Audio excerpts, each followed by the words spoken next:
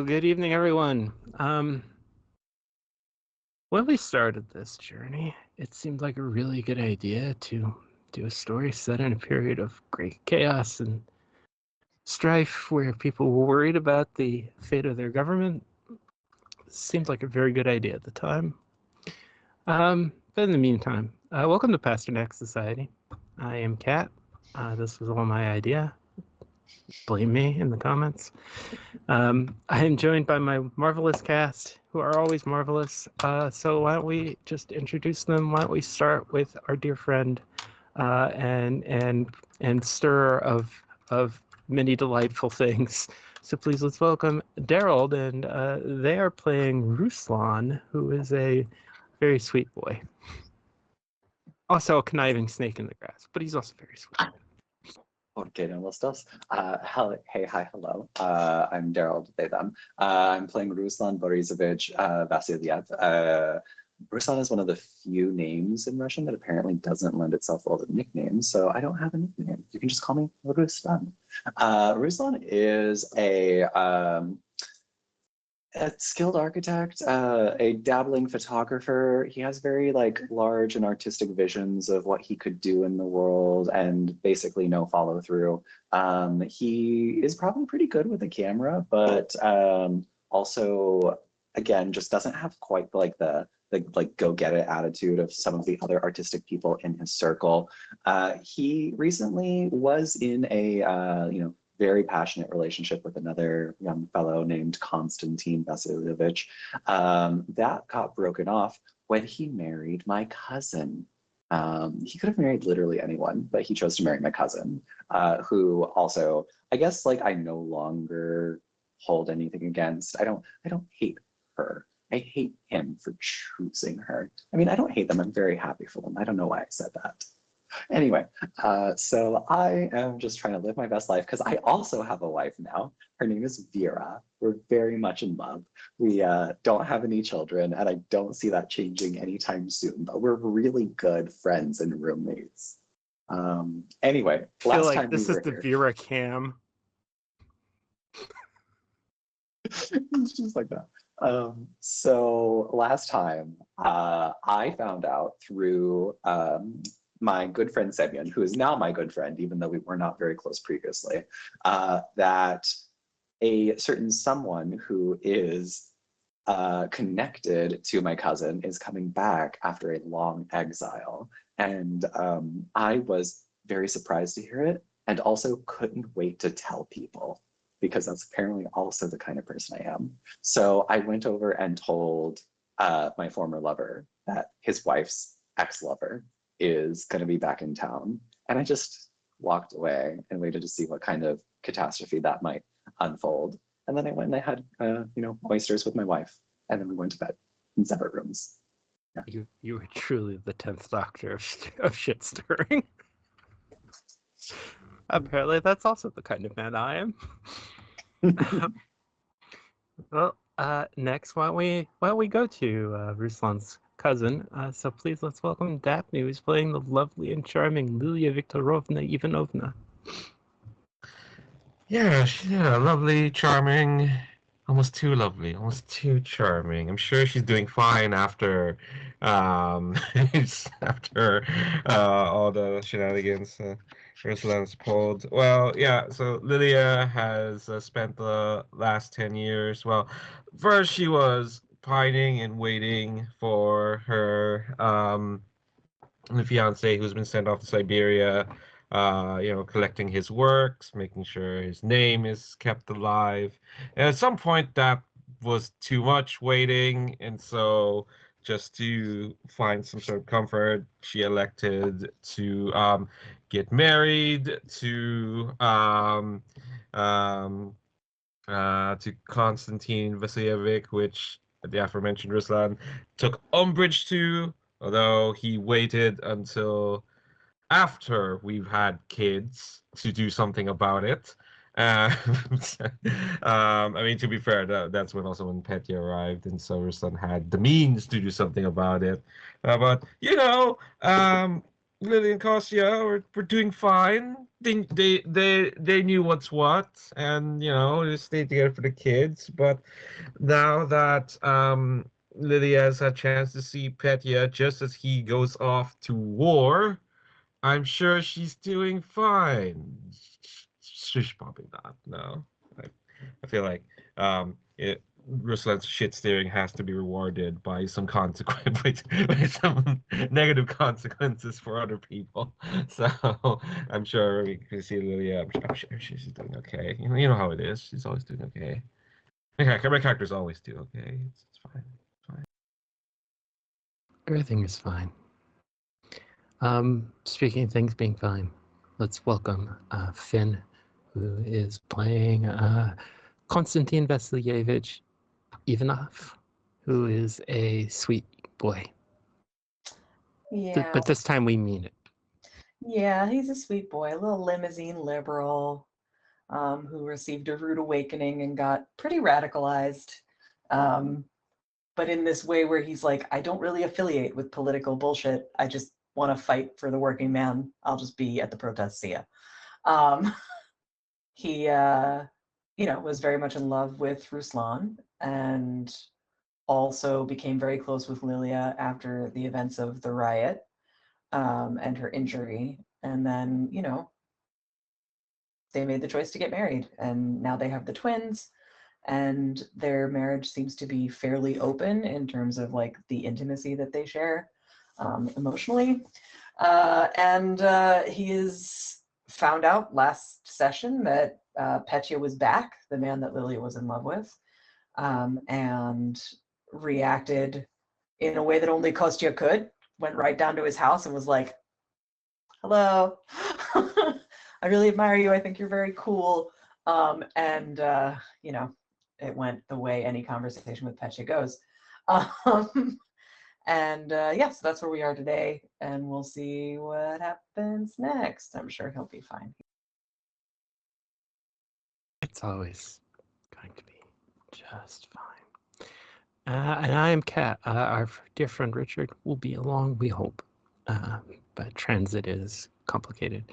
I am playing Pyotr Sergeyevich Kadavasov, who is not so nice, but maybe part of him still wants to be. And he is a radical and an agitator and went to Siberia for 10 years, leaving behind his fiancée Lilia, who, got married, but that's okay. So did he. And now he got back to Moscow and met with some of his friends and then went off to war, where he is totally going to try and overthrow the government in the name of the International Brotherhood of the Working Man. We're going to see how that one goes, because we're full on into World War One. So we're somewhere in World War One. Our destination ultimately is going to be the revolutionary period of 1917. The Eastern Front in World War One was horrible. The Russians advanced early in the war into Poland, and then the Germans met them with their second string army and trashed the living fuck out of them. And that was kind of how things go. They fight. The war was not quite as static as on the Western Front, but it was still pretty horrific. Trench warfare, full on.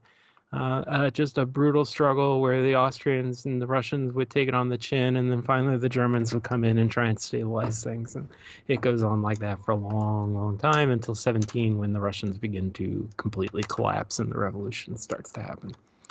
We're not quite there yet. We're still in the war.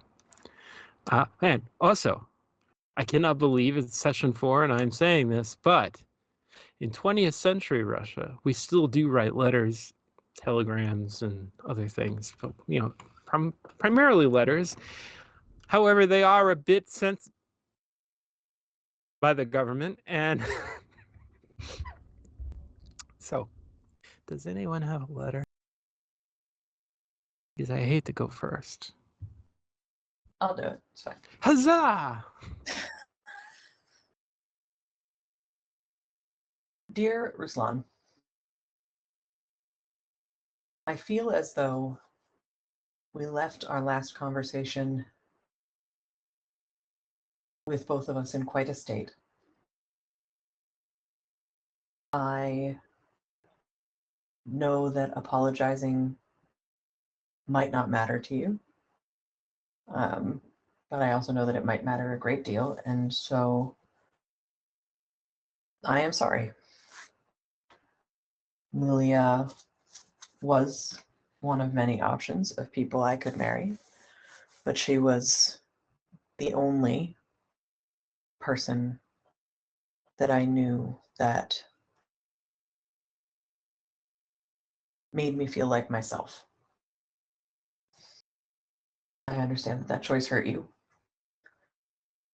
And I also will admit that I didn't think that it would, and I didn't think about your feelings when I made the decision.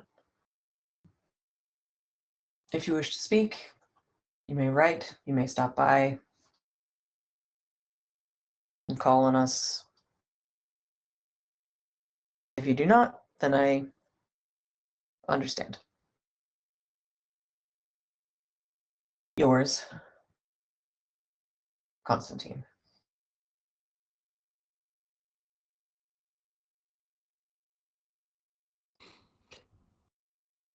Left in the visiting tray of Konstantin Ivanov's house by what the servants would inform him was a rather disreputable-looking veteran soldier. My dear Ivanov,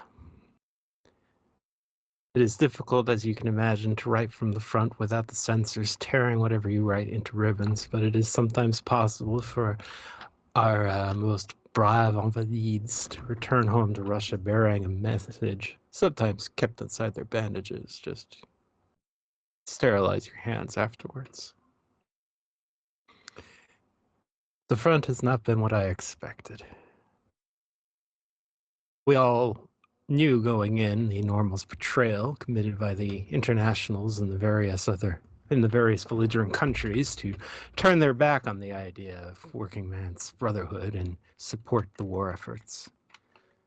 Still, I had not suspected that both the Russian soldier would be so willing to endure the punishment eked out upon him by the Central Powers, nor that the Central Powers would maintain their discipline for so long. I have an incident that you are potentially the only person in the world I could speak about in any sort of frankness. I was on patrol between the lines. It is a thing that has to be done on occasion. No matter what your feelings about the war are, having a dozen Prussian madmen dump into your trench in the middle of the night is not conducive to the health or morale. And we were surprised by an opposing patrol of Germans and Austrians. I was set upon. The fighting was, as always, as you probably not aware, since I'm sure our newspapers speak of the Tsar's brave soldiers marching in ranked battalions serried against the evil foe. It was a confused affair.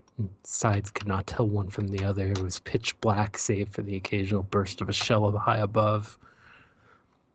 I found myself locked into combat with a man in an Austrian uniform. And to my surprise, I knew him. Ernst Müller, a comrade from Vienna. I met him several times when I was studying abroad. I threw him to the ground at the bottom of a shell crater. He raised his rifle, his bayonet leveled at me. I raised mine to my shoulder, and we stared at each other, and that moment of recognition came across us both, and I didn't know what to do. By this point, the rest of our patrol was dead or driven off. We were alone in no man's land, a dirty, muddy hole filled with sickening rainwater and filth and gore. I said, Ernst, Kamerad, warum kämpfen wir wie das? He shook his head, because he knew why we fought, why we had to fight, why we had been driven into this. He just shook his head sadly. And he said, we're not comrades now, we cannot be. And then with a word that rang so true, that shrank me to the bottom of my soul. He told me that there was no such thing as new men, that there was no such thing as brotherhood among all men. He said to me, zwischen Mensch und Mensch gibt es immer ein Abgrund, immer und ewig. An abyss between us forever, between every man. We waited until the shelling grew lighter. We never dropped our rifles. Eventually, he turned first and climbed up the west side of the shell hole. I watched him go and then climbed up my side, slunk back to the lines. I don't know what to make of this. I don't know if it's true. I do think you're the only person I could explain it to. I have enclosed 2 poems if you wish to show them to your wife. I have not sealed them.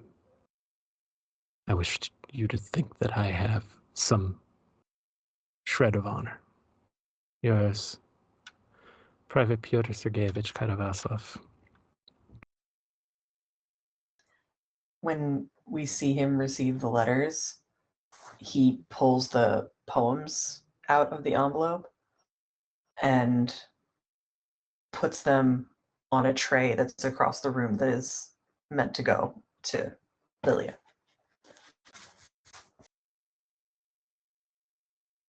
Yeah, in the middle of that, I did start thinking, yeah, last time we were set in a war. Yeah, was it the very first? I honestly, I think that is correct. In Anna Karenina, when it ends, Vronsky is going off to fight in the Serbian War that eventually becomes the Bulgarian War of 1877. Yeah, that's about it. I can go ahead and give a crack at it, but it's not going to be that. Lower your expectations, everyone. Okay. It's a direct response to the letter that I have just received. And it opens, my dear Ivanov, I must say, I was surprised at the candor of your latest discourse.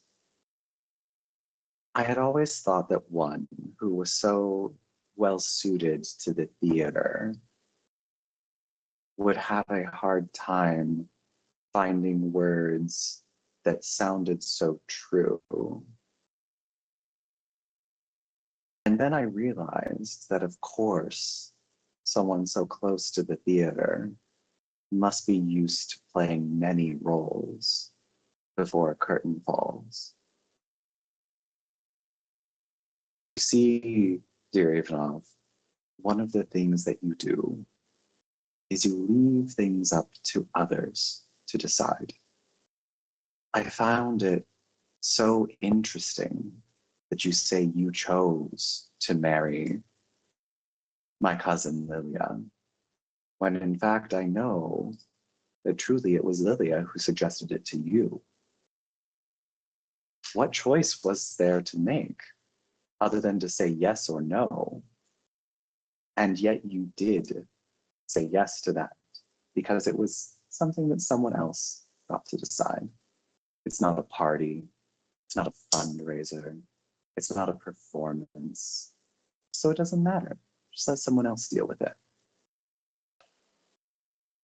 I think sometimes about how it used to be, about how easy it was to flip here and there, back and forth, how it felt to be your biggest scandal, and then realizing that was never the case, that you were always just fabricating one thing or another.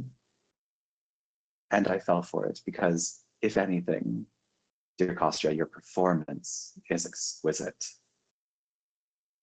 I am so happy to see you with Leonia and Sasha. I think it is possibly one of the few times I don't genuinely realize you're pretending. I was close to you for so long, and I saw you in so many different roles that I understand that where the performance ends, there's not much else there. I will, of course, continue to see you socially, and I will, of course, continue to spend time with my lovely niece and nephew, and to see my cousin. And I will, of course, greet you with a smile and try my best to act like we are just the relations by marriage that we are now. I would like to think that I have picked up a few of the tricks of the trade from being around you so long. But I would ask you just one thing. When you go to sleep at night next to someone who you once laughed at with me, do you feel like your performance deserves applause in that moment? Ruslan. Oh, sure. How can I possibly follow that? Somebody just knocked on my door. Good timing. I'll be right back. Get out while you still can. To need to escape. I think that's the best thing I've ever said.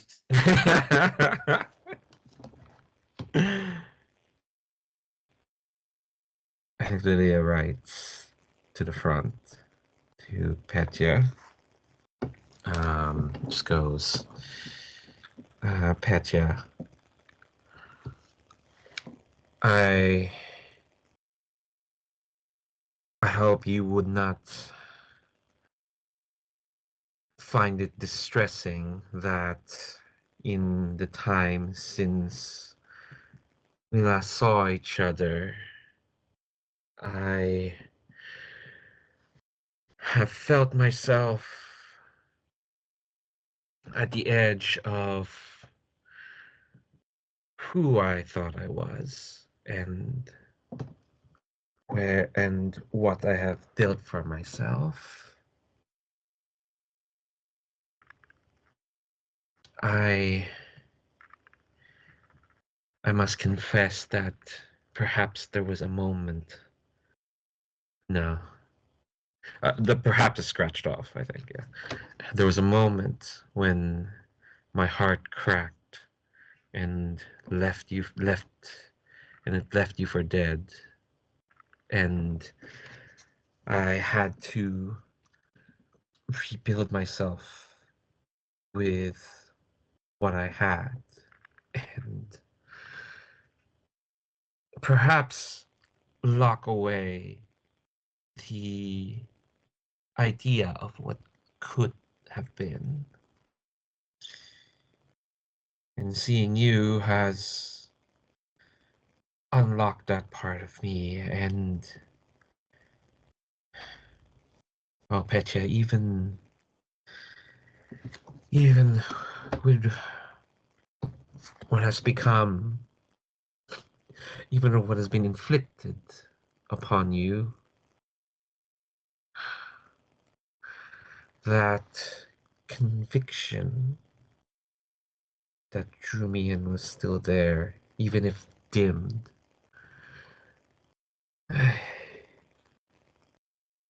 And yet, I know that to look backwards is to forget what's in front of me.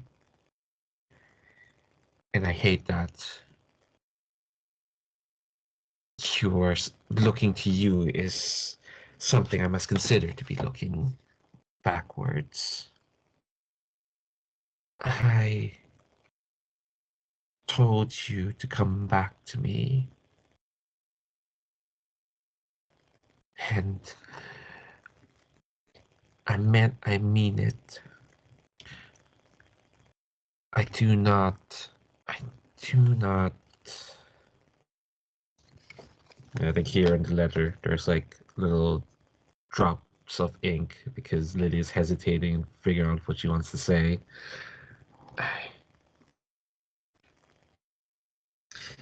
I do not want you to feel as if coming back means the splintering of what I have now. Oh, 10 or so years, and I still feel as if I've returned to being so naive, so grasping. Have I truly grown from that impetuous girl who ran at the Cossacks thinking she could change something, anything, to protect those she cares about? Maybe it will be better off if I do not even send this, if I do not acknowledge this. But I know it won't be. Not for me, not for you. I do not know what it is I hope to accomplish here, only that I do not know if there's anyone else I could talk like this than to you. I do feel sorry that that is the case. At least for my husband's sake. For the sake of my husband, the sake of my children. I don't know where to go from here, only that I don't, that I've asked for you to come back, but I know you will not and you cannot compromise yourself for anyone.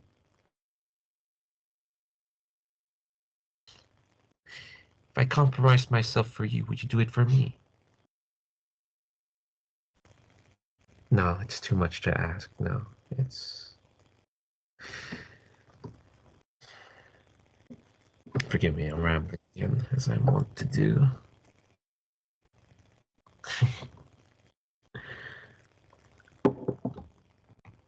Either way, I hope this reaches you. And I hope I can see you again. Yours, Lilia. Yes. Go for it. But like, it doesn't actually go to anyone. So, a typewritten correspondence crumpled and thrown in a waste paper basket, seen by a maid.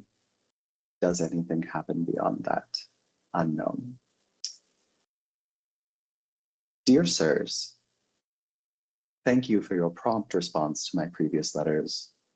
I am intrigued by the details set forth in your most recent correspondence.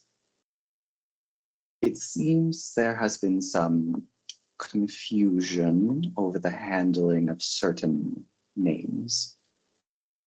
I do not believe an official inquiry is necessary yet, but I would appreciate clarification on what is expected of me moving forward. If there are new considerations, I will of course make adjustments. But I do wonder, how long should I linger at this threshold before I shall be permitted to step inside? You understand, I'm sure, the particular burden of waiting, of believing oneself to be a part of something larger, only for these walls that we have built seeming to close in inch by inch instead of widening as they should in this moment. I do not wish for any more unfortunate misunderstandings, nor do I wish to be left outside of this room where decisions are being made. I would appreciate your clarity and candor. Please advise.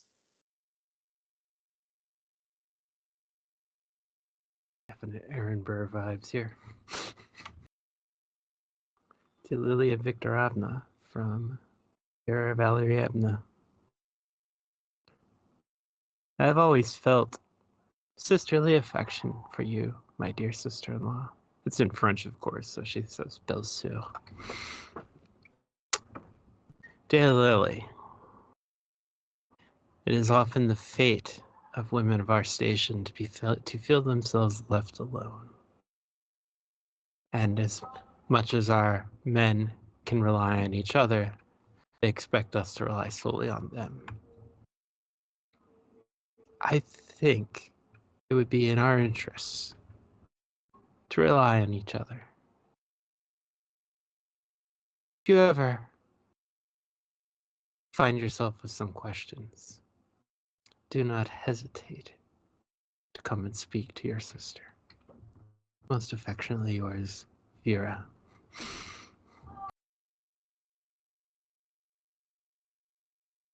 I'm afraid of that one. I mean, I'm afraid of her too, for what it's worth. Can't stop thinking about her and Ruslan together. Just, oh my god, it's terrifying. It's. Yeah, I was waiting for. I was trying to figure out. Wait, we're so Not deep not necessary. I do. See, I'm the one that occasionally plays straight characters. I was genuinely, let's quit fashion secret thinking like, damn, is Lydia like the straightest character I've played so far in all this? I think it's more like your husband and my husband have things, and like we might get left out in the cold, but like you want to talk. We should talk about it. Finn, you're muted. We should make a plan. Perhaps. Plans with it. Plans. Ruslan and Vera are like what happens when the Queen of Thorns marries Cersei. Big snark energy. If nobody has a letter, I had thought we would do an interlude in the war, but the best person for me in that would have been Semyon coming to the front as a medic, and I would have been an orderly, and we would have had a whole thing. But now I'm wondering if we just fucking cut straight to the fucking February Revolution. Like, the Tsar's been kicked out, soldiers are coming back to Russia, things are incredibly chaotic, but there's also like this air of hope. Because, like, hey, Russia has actually got something sort of resembling a Republican form of government. Who would have thought? We've got a thing, and we're going to elect a thing to do the thing to make a thing, which is more or less, the big plan was to elect a constituent assembly, which would put together the final form of government. That's why they were called the provisional government. So we could do that. The very chaotic days of the post-February Revolution. Maybe we can just like for like mirroring, we can pick up in the summer of 1917 in Moscow, unless we want to move to Petrograd, because a lot of shit happens in Petrograd. But otherwise, we could just move it back to Moscow, and like, it sure sounds like some people are doing things for the government or doing things and. Now, hi, welcome to my TED Talk. Let's talk about the Russian Revolution, which is not a subject I'm an expert on, but I know a little thing. But we have to talk about the difference between the government and the Soviets. The Soviets. It's a case where the Brits actually get the pronunciation correct. It's like the one word. The Soviets are, the word literally means just council. It started as a workers' council. They like the first big ones were in 1905 during that revolution, but they were quickly formed by the left-leaning parts. They were literally workers or farmers or soldiers or all three, which is why the Bolshevik slogan for this period was "All power to the Soviets of workers, peasants, and soldiers," because that's what they wanted.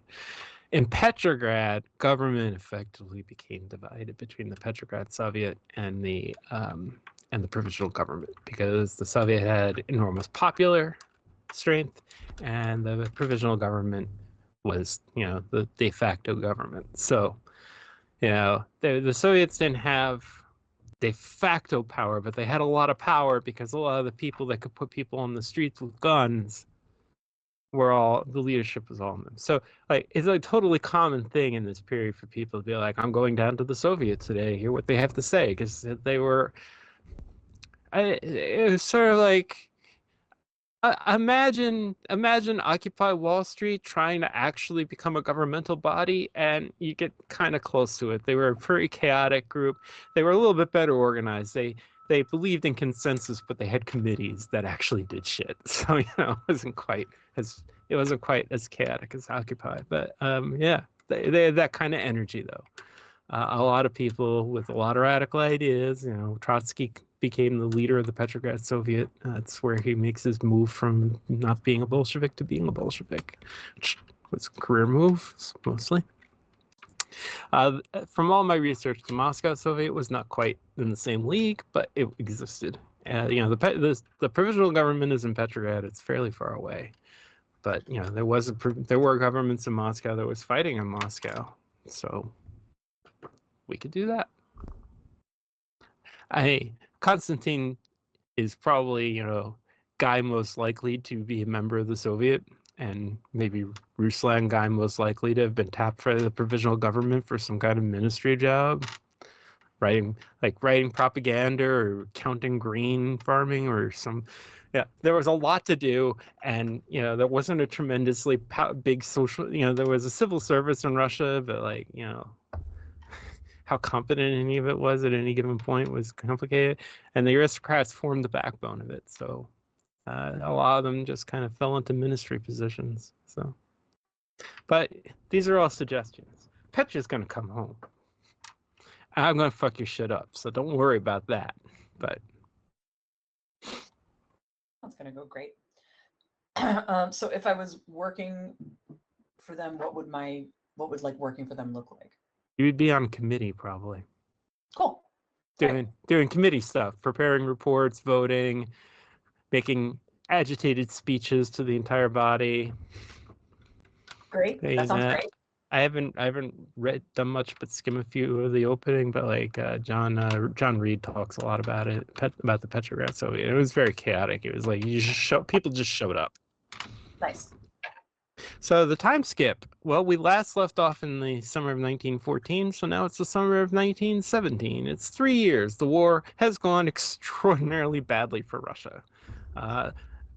Towards the end of this period, the Germans are essentially going to start playing Risk in Eastern Europe. It's like, well, I guess we're just going to take Ukraine then. I literally, the Germans invade Finland during the end of the war. It's like, well, nobody's stopping us, so. Yeah. They invade Finland, they buy Greenland for whatever reason. Hey. They start renaming things.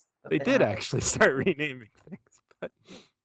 The Gulf of America. I'm going there this month. I'm going to go to the Gulf of America. Hey-o.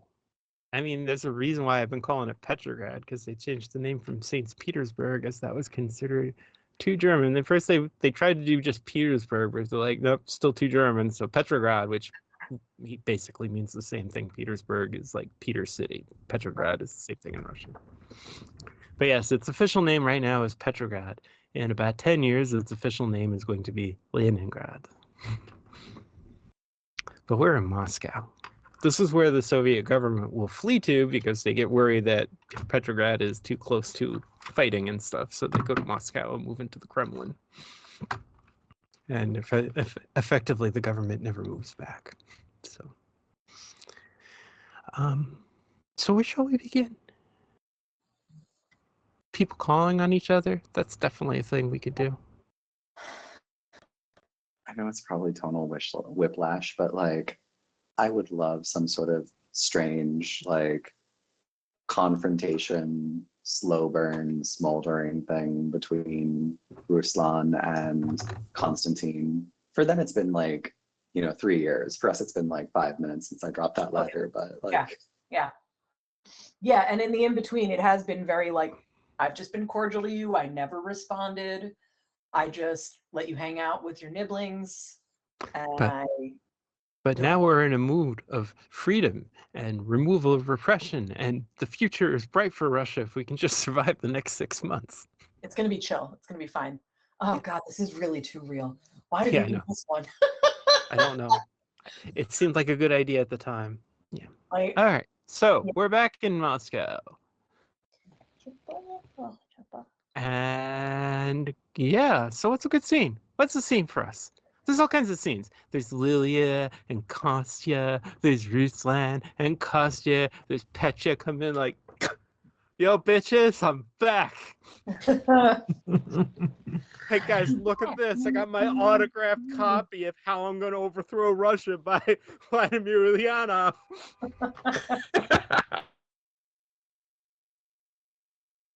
Guess we're at the train station. He's on his way. oh, here we go. Oh, he's already. He actually. Oh, he's ready. In the, He's already yeah, here? he arrives in April, and then by the summer he's out hiding in Finland after the June days in Petrograd. Right. I mean, Where shall we be? I still think that I'd like to do a scene between Ruslan and Kostya. And I have a lot of thoughts about where it could go. I feel like I should like openly. I feel like there's a lot of moving parts here, so I should openly negotiate it because I want to lean into. I like the idea that Kat had about I am now a minister for the provisional government. I like that drift, and then I also want to play into the rumor that I've been an informant for a really long time. So low key, I'm proposing a scene where I attempt to negotiate some sort of partnership with you about like, I don't want these rumors to continue standing in the way of me appearing to be too far right.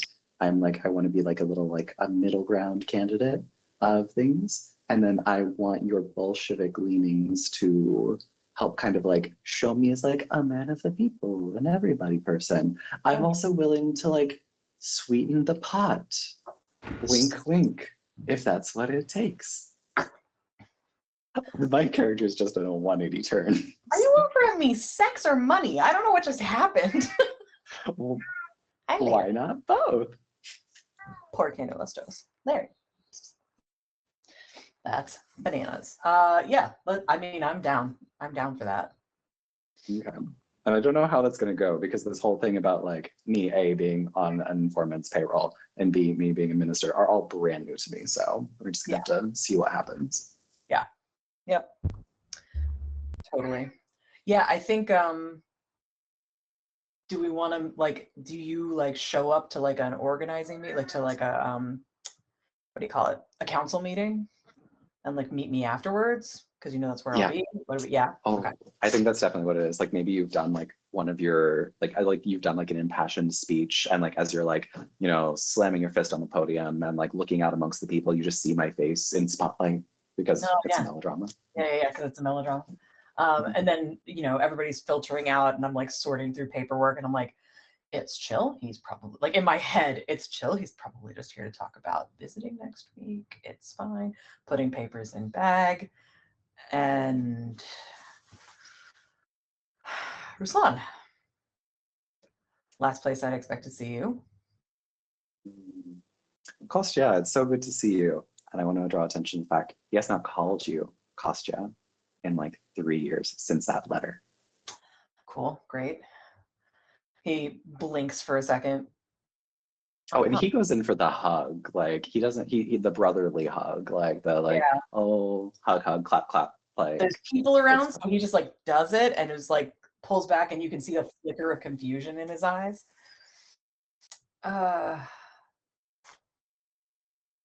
Walk with me. I'm going to walk home. Home. I was actually hoping that perhaps we could stop for a drink somewhere. It has been far too long since we've had a chance to catch up.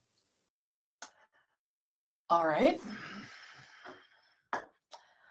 He's got his bag over his shoulder, and he walks out the front with you with like a couple other council members filtering out. Did you want to talk about something in particular?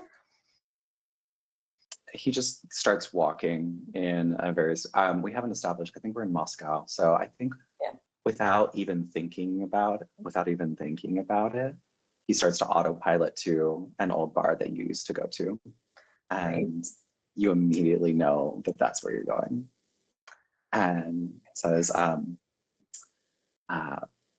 yes, dear Kostya, it's been such an exciting time. I have been working very closely with my committee in the provisional government, and I think that there are so many opportunities for us to forge alliances at this moment. Of course, I heard your speech. It was wonderful. It was passionate. It was insightful. It was declarative of all of the things that I think we need to address in this country. And I want you to know that I am listening. Well, I'm glad you're listening. What does listening entail? Simply hearing the words that exit my mouth? Not just hearing them, also noting them, taking stock of where we are. We are in a transformative moment, and I think there are many opportunities for us to consider what could be moving forward. He's walking along next to you. It takes a very long time to like pull a cigarette out of a pack, light it, and start smoking. And like looks at you as we're approaching the bar and says, "What brought on this sudden need to collaborate?" Oh, well, you see, I think that now is a time where we must find the center of where Russia stands. We must find its heart, and we must grow from the heart. You see, of course, the aristocrats, the people who seek to return Russia to how it was before, they want a number of things that are anathema to the views and opinions of many people we hear nowadays. And we can no longer stand to hold up old systems that perpetuate the suffering of these people. And yet, of course, there were so many things about the original Russia, the Russia of old, that still stood the test of time and that must be, in some ways, honored or maintained. And it is only through collaboration that we can get to that point. And dear friend, if I was to collaborate with anyone, I think it should be you. Now that we've walked into the bar and I'm sitting at a table, and I sort of lean back and I go, "Why?" Why should we collaborate? Because collaboration is, of course, key. No, why of all people should you collaborate with me? Kostya, of course it should be you. I heard the way that you spoke today. I have seen your prowess when putting into words the feelings of the people. And this is gonna hit really close to home because he says, you truly have a gift for creating a moment that captures the feeling of the people and incenses them to a particular emotion. And that is truly a gift that must be harnessed if we are to find a way forward. I thought my only gift was pretending. To dial it back, I was about to go into the very Daryl version of that line. I'm like, hold up.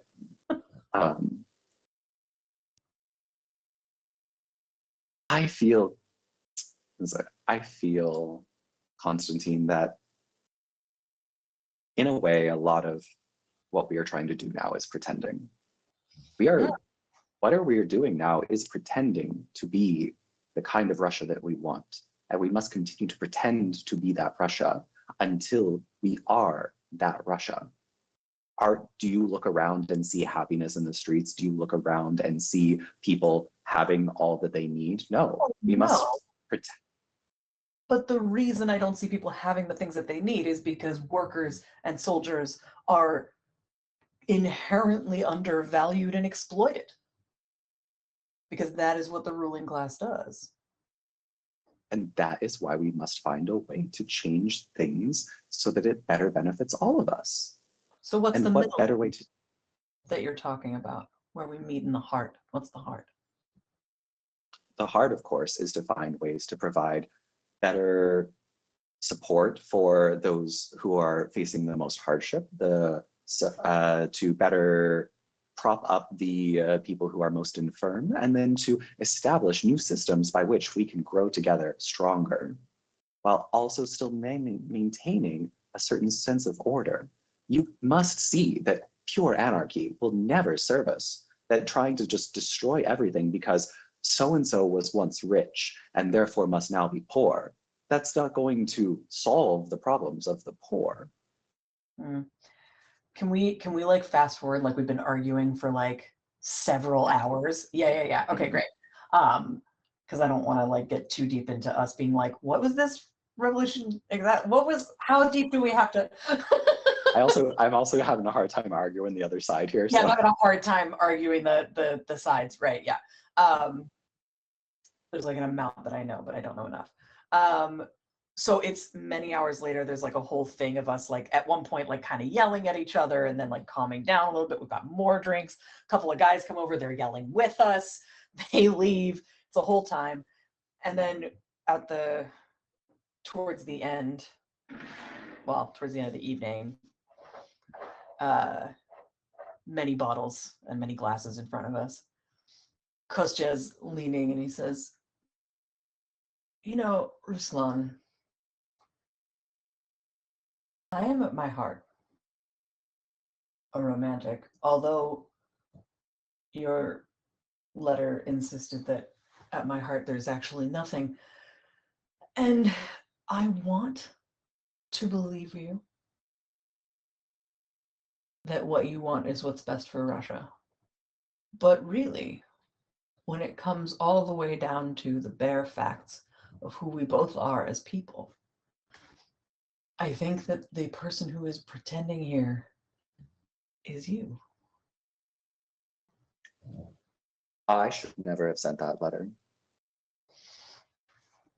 I do not disavow what I said, but I do not think that you should have seen it. So you think it's true, but you don't think I ever should have read it? I think it may have been true at the time. I think I may have believed it was true. I was so upset. Everything that we had put together, everything we had felt, that I thought we had felt, suddenly did feel like a performance. And the idea that we were supposed to just carry it on, that we were supposed to just pretend as though that part of our lives didn't exist, I couldn't do it. Wow. And it was so easy for you to pretend at that moment. And I'm sorry, it seemed so easy for you to pretend at that moment that you could ignore those parts. That is why I thought you were a performer. But I also have seen how you look at me, away from me, when I see Leonia and Sasha. And I've regretted it in so many ways. I wish that I had not sent that letter. I wish you hadn't to. I can't unsend it. I can't undo many things that I have done in this life. Many things that I continue to see the repercussions of, the ramifications of. There are choices that I have made that continue to bear down on me. And when I perceived an opportunity to reach out and establish a collaboration, I saw an opportunity to undo one of those things. Is something you and I can do together the best thing for Russia? Maybe, maybe not. But I saw it as maybe something that could be the best thing for me to do, for me. I don't know if it's the best thing for Russia. I don't even know if it would be the best thing for us, because all we would do is argue. But I do miss you. And that letter cut deep. He glances around for a moment and seeing that no eyes are really terribly focused on you in the dark corner, reaches across and puts a hand on yours and says, "We have both hurt each other. And I hope that we are both the kind of men who can turn the other cheek and perhaps go back to arguing, because sometimes the silence can be deafening." And he's staring at your hand where it's touching his hand, and then he looks up at your face and then down at your hand again. It's that like eyes, lips, hand, hand, eyes, lips.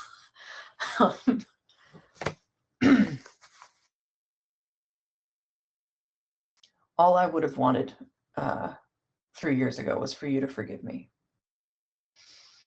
So I know where you're sitting now. And what can I do but forgive you? A grin breaks out across his face.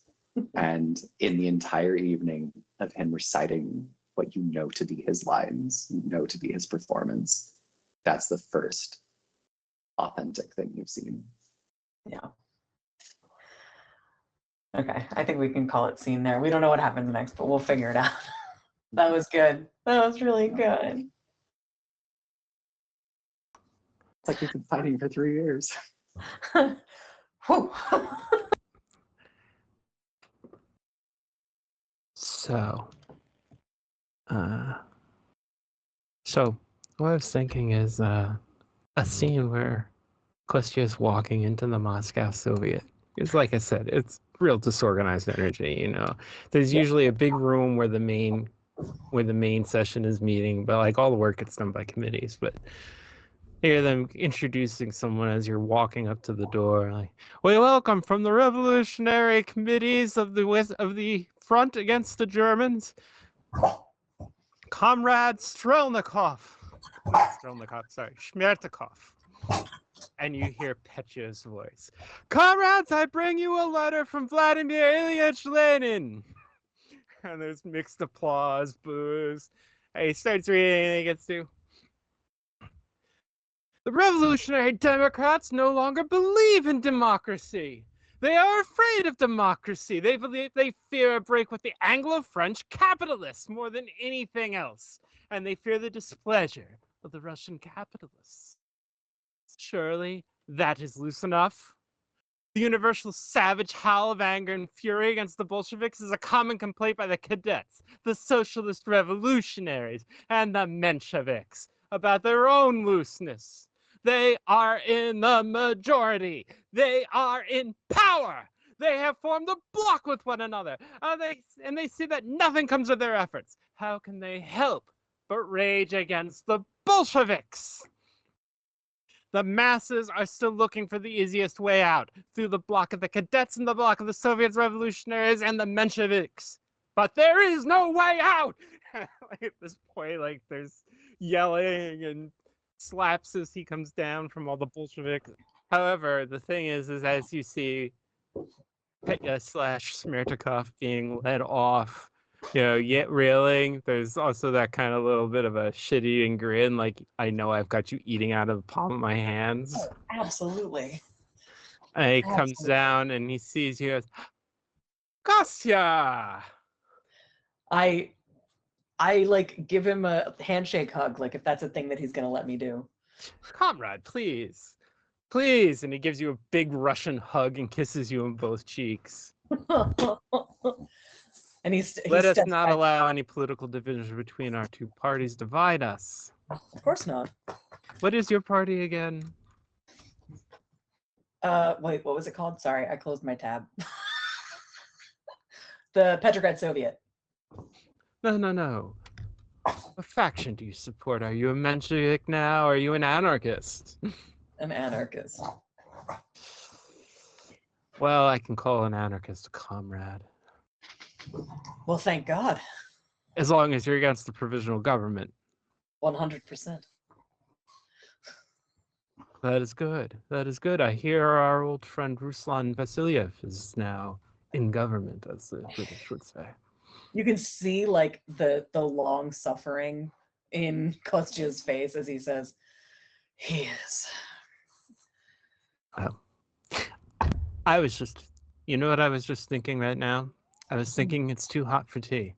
I need a glass of kvass. You cannot get good kvass on the front. You cannot get good kvass in Poland. I will posit to you that despite the many good comrades, you cannot get good kvass in Belarusia. That is probably true. And I will posit to you that it is my turn to treat you to a drink. That seems most comradely. Again, with a cold-hearted smile. Kvass is a barley drink. It's kind of a liquid bread, but it's a very common low-alcoholic soft drink. Yeah, delicious. Yeah. Yeah, there's a bar probably like right next door to wherever. I think it's even just like a kiosk, either in a park. It's a kiosk in a park. They're like in a park. Yeah. Strolling through the park, they're like kids playing, nervous-looking aristocrats. How Moscow has changed, and yet how little it has, eh? Yes, it's the same and yet extremely different. How did the war treat you? Did you stay home the entire time, not gallop off with a hussar regiment or something? I was with a regiment very briefly. But you know how these things go. Yes. Yes, I do. I do indeed. You notice he limps a little now. And you, my friend, you were at the front the whole time? Mostly, actually, I was an orderly for quite a while. That's quite admirable. Well, my medical training was useful for something. Primarily, my job was to help inform my fellow soldiers what not to allow the doctors to do to them, because it would kill them. Well, thank God. I Sure. was sent home because of injury myself, so I appreciate the work of the medics and orderlies. Of course. You notice that he's doing that same thing where he's dancing around, where he clearly has something on his mind, but I appreciated your letters. It was good to write. well, I think you only got one that was actually really what I meant. Well, censorship was very bad until the last few months, and frankly, everything stopped working. I honestly wondered sometimes if you would receive mine, whether or not the censorship I implied on myself, I imbued my letters with myself would be enough to make it to you. So I read them. Good. Your wife wrote me. I feel that we should have that open between us. It does not surprise me that she did. I gave her your poems. I assumed she would write. The mark of a true gentleman. I care deeply for Lilia, and caring for her deeply means caring for her heart. And we were never in love. Not like you two were. And her life is distant from the path we must follow now. Very true. Speak frankly with me, Kostya. Yes, go.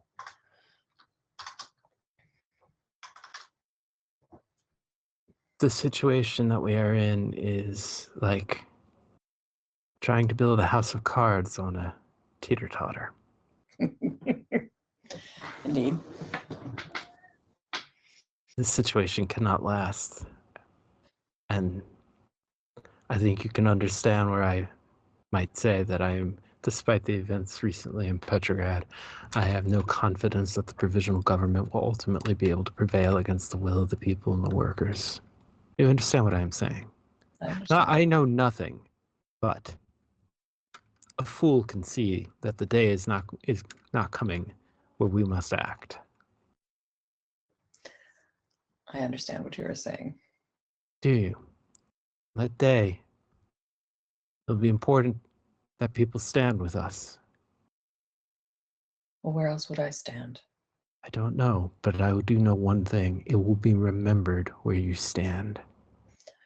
Petya, the only place that I have ever cared to stand was in the place that I felt was the most right at the time. And as much as I know that I was a naive fool when I was young, when we were young, I am not an idiot. I have never doubted your intelligence. I have never even doubted your morality. Mm. What I have doubts about are your scruples. Well, then I guess you'll just have to see. Because I can't prove myself until I can prove myself, now can I? Well, now, perhaps you can.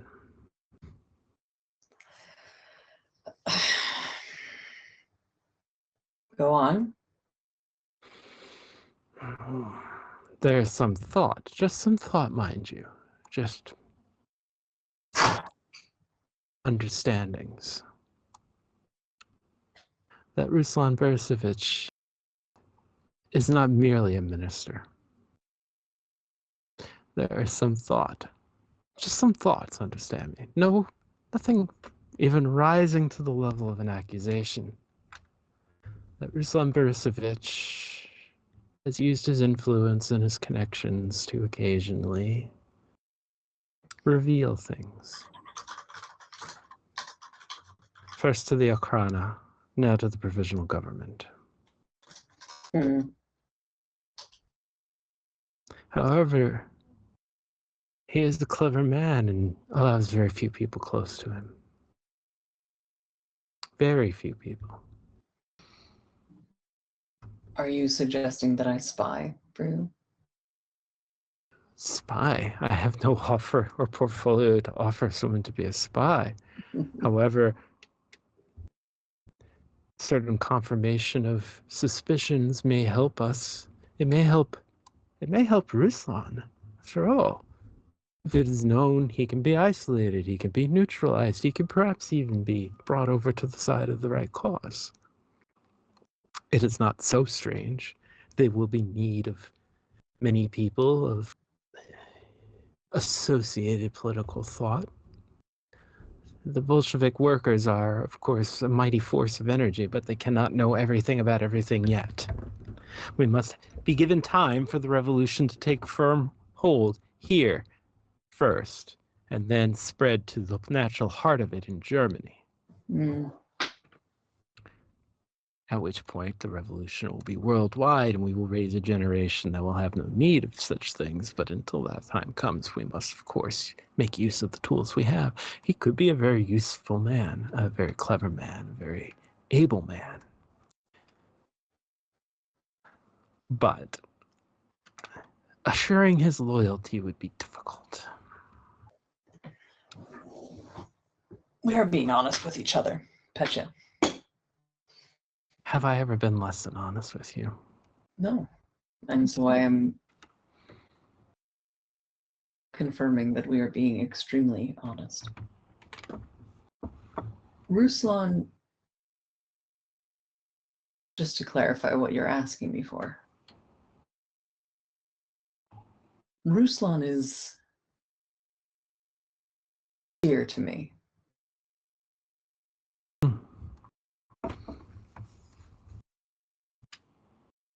Your wife is dear to me as well. Indeed. You will have need of friends. I know your heart is in the right place, Kostya. I have always known that. But not everybody is going to know you as well as I do. Mm. You understand what I'm saying? Right. I do. You have voted several times against the Bolsheviks and the Soviet. You've coalesced with the Mensheviks or the SRs on occasion. These are, of course, understandable because I know your scruples and your principles. Indeed. But understand that from the view of Petrograd,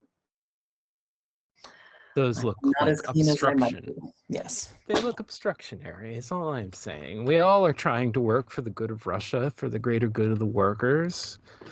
We all believe in these things. I know you're a socialist at heart, or a socialist anarchist, or an anarcho-socialist. I am a very accepting person. I had to deal with all sorts of people, Poles and Ugars and Uzbeks on the front, and that's why I've come to you. Yes. Because I want to be your friend, out of my dear affection for you and your lady wife, of course. Well, I'll see what I can do. Yes. There may come a time when we will need you to actually do something that will help us prove the case, of course. You wouldn't scruple to that, would you? If it is the case, then we will see. We shall then. Efima's here. That's my little boy. My goodness, he's taller. Yes. Yes, he has become tall now. They have a way of doing that, don't they? Wow. Sometimes the only thing that keeps me going is thinking that I am building the world my children will grow up in. That is a noble thought. I'm not always at the Soviet, but if you need me, you can ask for me there. I'm afraid I must go take tea, and then I have business. Me also. Good. Great. That went right. That's super good. Oh, but Gerald's the villain of all our stories. Gerald's always the real evil one. I've been lying there, lurking, waiting. Oh my god. Yikes, you guys. Yeah, where should we go next? We haven't seen Daphne yet. We haven't seen Daphne and Petya yet, or Daphne and Kostya yet, or Daphne, Lilia and Kostya, Lilia and Petya. I didn't mention just having maybe because I did want to follow up on that letter from Vera and establish that Oh, good. there's now like a friendship. There's like a regular conversation. Maybe we can just like do a kind of like a quick like scene over tea or whatever. Just I think I mentioned commiserating about the men in their lives. There's some sort of game going on between them.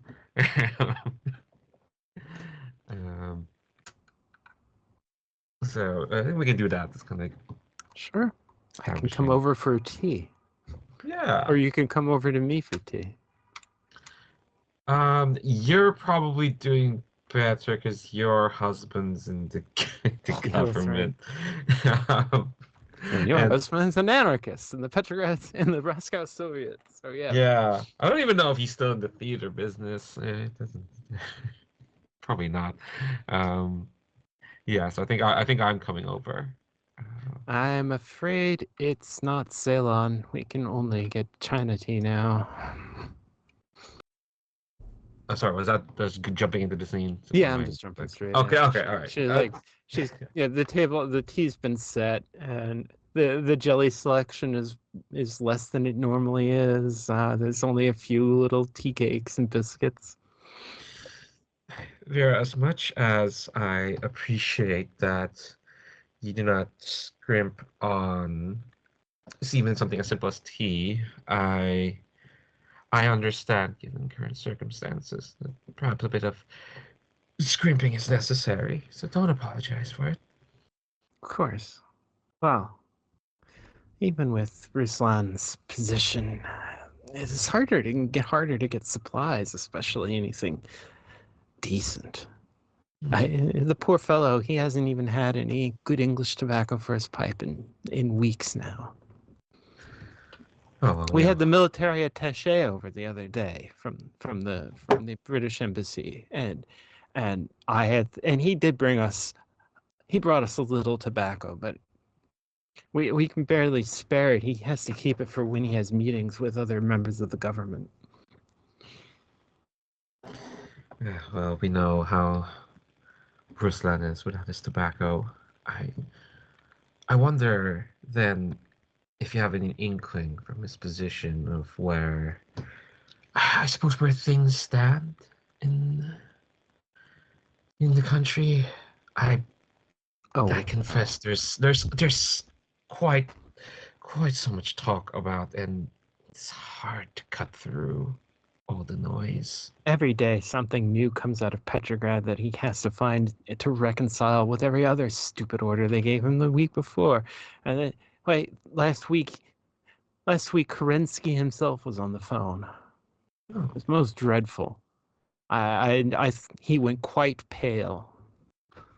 I don't understand any of it. I don't, and then there's all these Reds hanging and anarchist types hanging around, and the papers are all full of their activities. And Lilia Viktorovna, I have to tell you something. I was not sure I should, but I think I must. well, well, you Your feel that you must.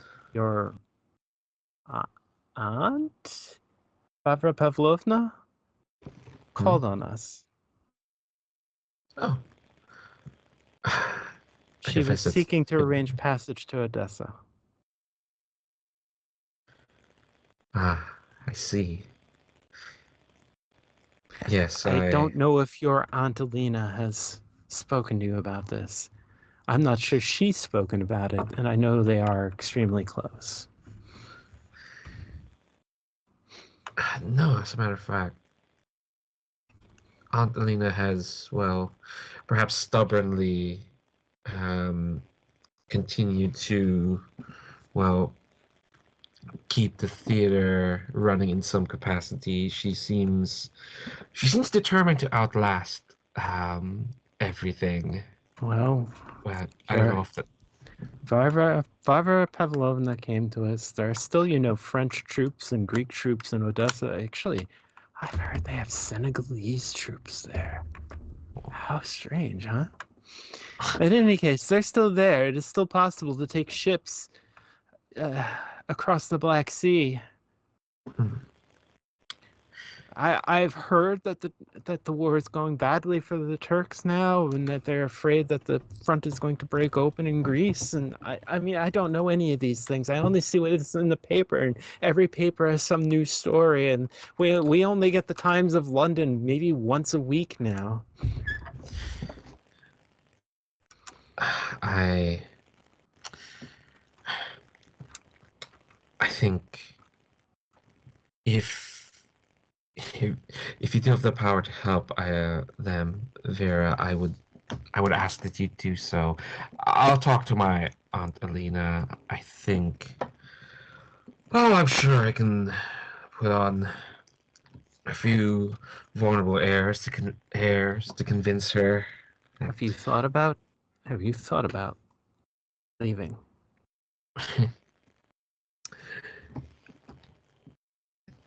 Even if I did, I would not know where to go. My only ties are to here. To well, Petya came by the other day. He waited until Ruslan was out. The war has changed him so much, Lilia. Hmm. He told me that the situation on the front is very, very bad ever since Kerensky launched his offensive. He says that the soldiers are deserting in hordes. They're just abandoning their positions on the front, and the Germans are marching eastward every day. He tells me that the war cannot continue to last beyond the beginning of next year, that there's no way that the country can continue to fight. And he told me that a proper government would have already attempted to make peace and told and damn the Allies to their face. I don't know what to think about that. Can I ask, did he seem, I'm trying to find the words. Oh, did he talk about me? Not even that. I think what news I gotta say is because it's been 3 years. And I do think Lydia can't be this naive for this long, or at least I think she would have picked up on stuff. So I think she's gonna ask. Can I ask? Did How did he seem when he was telling you of all this? Did he seem? I wouldn't want to think that he's pleased with the situation, but I've read enough of what he's written and what his contemporaries expected. This seems there parts me to fear that he might see this as an opportunity. I don't Perhaps. know, Lilia. There's a coldness in him now. But I've heard that he has great respect among people now. They admire him for what he's done on the front. He was always brave, foolish.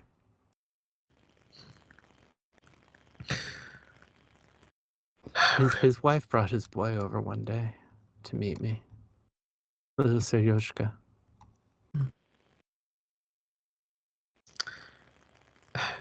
It's funny, I don't think I've ever met his wife in all this time. She's a quiet thing. She doesn't say much. And Russian's not very good. How was his boy? Plump. Silly. He must be 6 by now. Strange to suddenly feel all these years on my back. It's odd. Did he? I was, yeah. No, I literally will get to it. I guess. Did he speak about me? He asked about your husband. I think he wanted to say more, but he didn't say anything. I see. I suppose I should ask my husband then. I'm sure they've probably seen each other at this point, given their circles.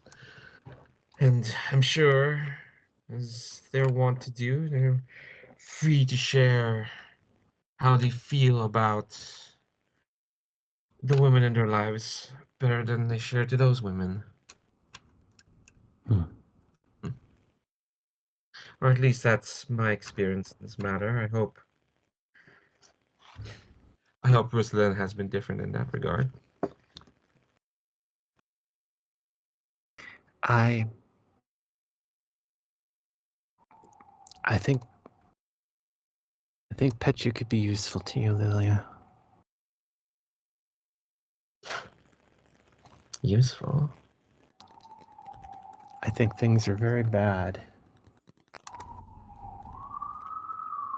And they're only going to get worse. I am very afraid of what's going to happen to Ruslan.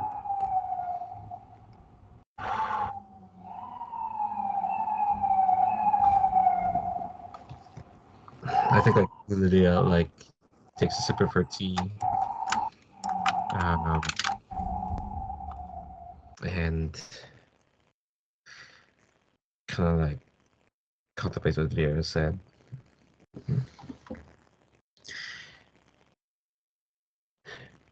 I have been avoiding. I said perhaps some overblown sentiments in regards to Petya, and I've been avoiding having to cash those sentiments in. If he's as changed as you say he is, then perhaps the past could be left in the past.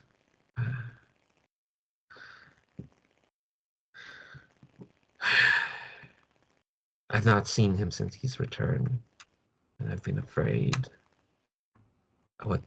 Given what you've said, what I've heard, you're not wrong that he could be useful, especially if my aunts. And yeah, I think they just say aunts and just let that slip. So like, yeah, fair as a Just a friend. slight raised eyebrow. if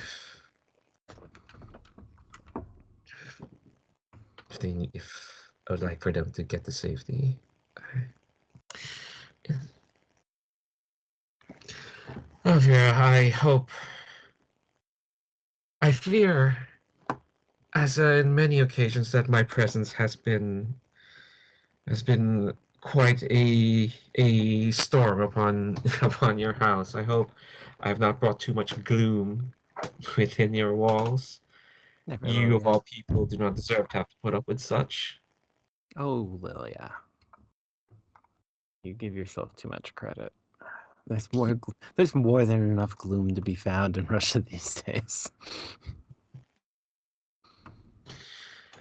The things we oh, of all I think sorry, my mind's like also getting yeah. We can just end it there. Yeah, I think it is. Yeah, that's a good line to cut out Yeah. on. Richard, you're here. Welcome to 1917. Thank you. I'm so glad to be in 1917. It was a great year. It has its up and downs. Specifically, we're somewhere around July of 1917. So, And it was also just a great year to be a Romanov too. not for much longer.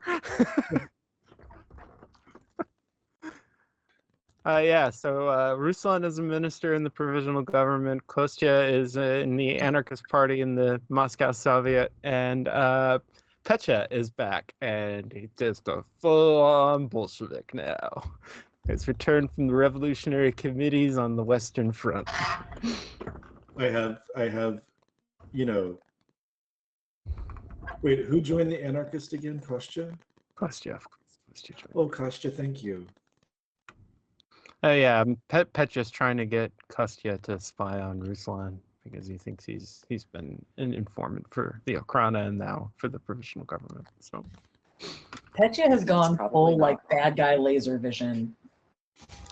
We knew that was where Petya was going, right? Yeah. Like we all knew that, right? y'all always forget that when I play dark, I play the darkest possible thing. This is the second villain in a row for me. All right, Petya's yeah, a that was protagonist the way Macbeth was a protagonist. Yes, I have negative capability. So speaking of that, now that you're here, do you want to do Petya and Semyon's reunion? I don't know where Semyon is. I Give don't me a either. second to figure out where Semyon is in 1917. I think he's did he go? he's- Did he sign up for the and- war? No, Semyon did not sign up for the war unless he was forced to sign up for the war. Did he get dragooned or into being a medic or something? I think in some sort of probably it seems like one of those sanitary commission inspector. Like you inspect that seems like hospitals and that seems shit. a little bit more like, he's there to keep people safe, or he's on some sort of like wartime committee for the city taking care of like you're looking at hospitals to make sure they're okay, that kind of thing. right. But as soon as Russia exits the war, I am out of the army and back in the arms of my anarchist friends and lovers. So you don't take a position in the provisional government if it's offered I to do you? not take a position in the provisional government. I mean, would Kostya even talk to would Kostya even talk to me if I took a position in the provisional government after everything he's been through? Also, I just, I mean, I'm talking to Ruslan, but that's because of feelings. Right. Yeah, I feel like I would not. I would not want to cause my friends grief by joining the provisional government. Also, I would really just love to get back to writing plays. But also, I don't like the Bolsheviks or the provisional government. So allow me to pitch you a scene then. You come Yeah. home to your apartment, which is probably much more downscale than it used to be, things being what they are. Yeah. Maybe it's Yegor's apartment. Mm. Actually, it is Yegor's apartment. I don't know if you guys live together now, but it is Yegor's apartment. And you find a couple of red guards just sort of loitering outside the door. And they look up when you come up, and one holds out a hand, and the other goes, "No, it's him. Let him in." No, who did I? Am I visiting Petya? No, I think you're visiting Yegor, your boyfriend. Ah, but Yegor's an anarchist. Yeah, I know. Yeah. But there are a couple of red guards just loitering outside your apartment door. Not the building door, the apartment door. And inside, sitting at the table where you are so fond of sitting with Yegor, drinking tea out of your cup, is Pyotr Sergeyevich Katavasov wearing a tattered casual soldier's jacket with a red armband tied around it loosely. Looks up. Semyon Semyonovich, Petya. let me embrace you, brother. And he gets up, gives you the Russian bear hug and 2 kisses on the cheeks. I must ask, where is Yegor? Oh, he went into the bedroom. He had a headache. He thought the company was all just too overwhelming. You invited yourselves into our apartment. We lost that.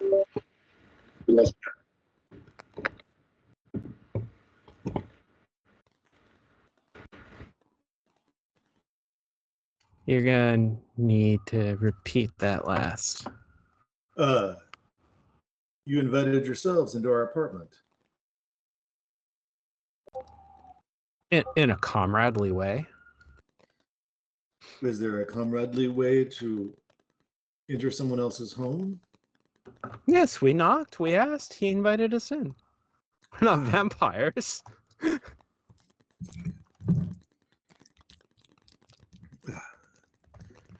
Vampires are at least polite.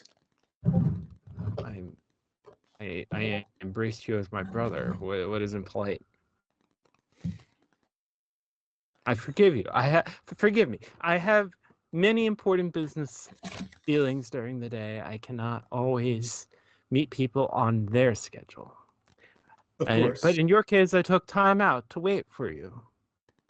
I assume that it must be something terribly important to take you away from so many duties. I'm here to issue a invitation from the Committee on Public Safety and Health of the Moscow Soviet to be on our advisory council. You did great service during the war, is my understanding. We are going to have need of improvements in the health and sanitary well-being of all Russians, but Muscovites especially. The city is filthy and the provisional government is doing a terrible job. I may have been overrated. I had hoped to just return to writing. Nonsense. You're one of the most brilliant men I've ever met. I greatly enjoyed some of your plays, you know. I'm very glad. That Sergei Petrovich was a very amusing character. I hope they did my uncle's memory honor. I say memory, I have no idea if he's even dead. Your uncle was a little bourgeois. That's all right. We're not here to burn down libraries. I assume you'll give me time to think about it. I don't want to distract from my time writing. Time is rather pressing, my dear friend. Revolution simply does not allow people to stand still right now. Things are moving extremely fast. You'll have my answer in 48 hours. 48 hours? It's an eternity nowadays. Hospitals are not burning down right this moment. Not yet. 48 hours. No, nor would 48 hours save anyone. Why are you hesitating? I am not their surgeon, I would be an inspector. Of course not. No one expects you to be a medical doctor. You never practiced in your life. Neither did I, of course, not officially. Circumstances, you know. You practice What was far it? more than What's I the did. old saying? Events, dear boy. Events. Correct. But it was humbling to be in hospital inspection on the I during did the get a war. chance to operate on horses, though, when I was in Siberia. I'm sure you cared for people too, based on what you said. On the front, I did, yes. Mostly it was to keep the doctors from killing them. 48 hours. You would do well to remember our friendship, brother. I thought it was an invitation. It is a friendly invitation, but it is, of course, an invitation now. And how you respond will reflect on you and your belief in the ideals of the revolution. The ideals which are being betrayed by this bastard of a provisional government. They are not giving us The what we provisional need. government is a disaster. I agree. It will eventually. It is a disaster that will be resolved. When that day comes, it will be good that your friends remembered how friendly you were. I It is just a know good that post. It would be very good for you. It would be very good for Yegor. I just know that good posts have a way of taking over one's life. La révolution dévore ses enfants. It is an unfortunate truth, but the revolution eats its children. We must all now strive. This is the moment we have all waited for all our entire lives. You cannot shirk from your duty now, Semyon Semyonovich. You think your duty is to write what? Bourgeois plays for the entertainment of the decayed aristocrats? There will be no more decayed aristocrats. They will be leveled, and they will be made to work for the good of the common people, which is what this country has needed for well over 500 years. We've had too many aristocrats owning too much of the land, and too many serfs, and too many peasants, and too many dead children, and too many dead peasants, and too many dead women, and too much grain left to rot on the ground, and too much progress ground under the peasant's millstone. Those days are over. The world is changing. You can change with it, or you can try and stand athwart the tide of history, Semyon. Your course is up to you, of course. You are even free to attempt to flee. It is very difficult to get across the country right now. The Germans are going to be in Ukraine by the winter, is my estimation. But for now, you can probably get a boat out of Petrograd. You might get as far as some neutral port like Sweden. The Germans will be in Finland soon, of course, so it may not be as convenient. I need time. Let me do this service for you, Semyon, as you once did a service for me. I would not be the man I am today had not fate intervened the way it did. Well, I won't keep you. And your poor friend, your very good friend, probably could use a little bucking up. Bucking or something like that. I'm afraid I'm getting a headache. I understand. That frequently happens when I pay visits to people in advance. It must be something in my aftershave. Well, I shall leave you to it. Good day, my friend. I hope to see you soon at the Soviet. I shan't forget you, brother. You understand that? I shall never forget you, brother. I know. Well, Nor I you. good day. He just steps outside. It's like, Vanya, come on. We must get back to the Soviet immediately. We have a report to the committee. Ain't no villain like a cat ramen villain, because a cat ramen villain don't stop. Be my friend. Remember our friendship. You know what I really like? Friendship and bullet wounds and friendship. I mean, honestly, I think there is something about Petya. He's like, do this now. Because, you know, Yeah. if you show that you're our friend now, that's very good for you. If you don't, it will be remembered. Yeah. Turns let's out do it. the Bolsheviks have a very long memory. Shocking. Yeah, well, I mean, the ones that were left to remember anything by the mid-30s, but You know, well, that's really not funny, actually. really not. We're in the dark humor portion of the evening, which is basically the whole evening, but it gets worse the more rammy we get. Yeah, we'll just play Night Witches after this. That's how we'll keep Russian society go. We'll play Night Witches. Oh no, my character got murdered by the Germans again. I gotta roll up a new one. Is that it for tonight? Do we want to do one more scene? Because the only thing I was thinking that would make sense would be Semyon going to Ruslan, maybe. Like, I need protection. But I don't That know. will not happen based on the dinner I had 3 years ago with Ruslan. It's been 3 years, bro. Yeah. Oh wow.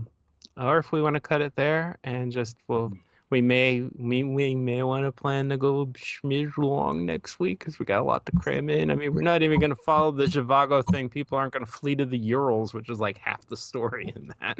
But we'll figure something out. My guess would be in between sessions, then the actual October Revolution's going to happen, and we can just go full into the years of the Civil War. Maybe do another little time skippy. And I guess the next novel chapter will be the last novel chapter, so we'll have done, 2 one. novels. we'll have done, no, even better, we'll have done one, count them, one epistolary phase. I am going to officially rule against that. And I think we'll do the same thing we did this time. We can start with an epistolary phase to catch everybody up on any time skip. I think that's smart. All right, folks, we're going to pick this up next week where we will actually get past the October Revolution and wrap this up during the horrifying days of the Civil War. Will our characters survive? Will they escape? No. No. I mean, put in your votes now for most likely to get purged. And we'll see where we get up next week in the grand finale of Pasternak Society and Sad Face Russian Society ? So, all right, folks, until next time.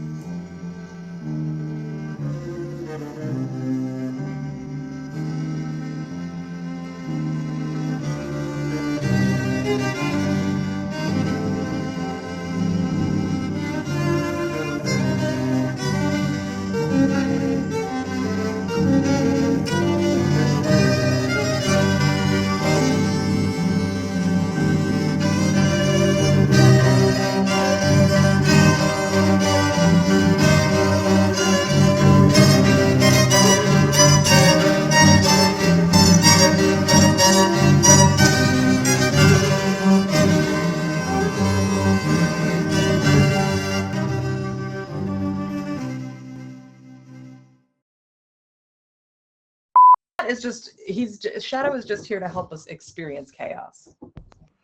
It's an immersive experience. I will not be silenced.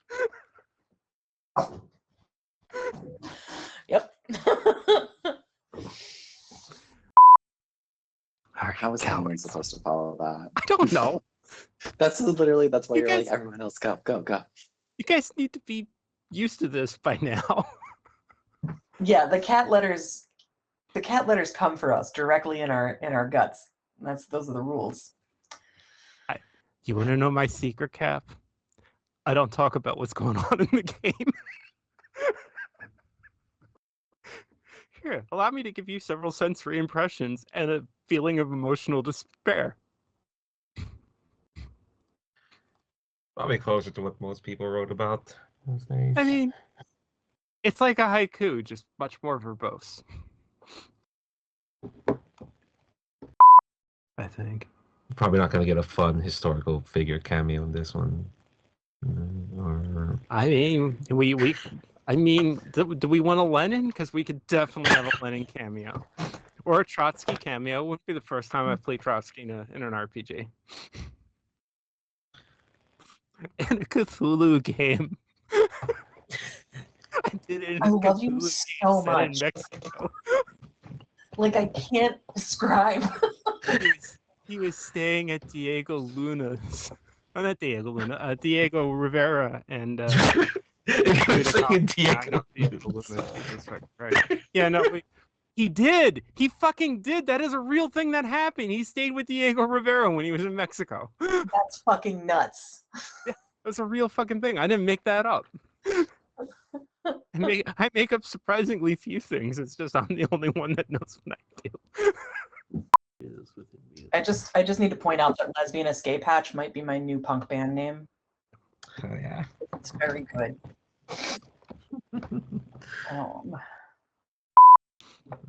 I'm just figuring out a lot of things about myself here.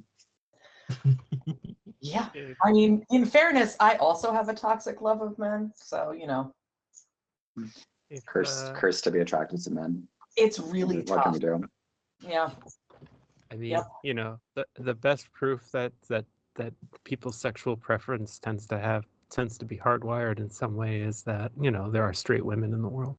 But he's out there, man. You can't keep a man like Lenin down. He's so much bigger than you and me. I mean, Not that should have Lenin been a around. pair of ragged claws on the shores my of some of God. the seas. Oh my God. It Dardy- comes back. It's Dennis Hopper from Apocalypse Now. He broadened my mind. God. Can't talk about a man like Vladimir Ulyanov that way.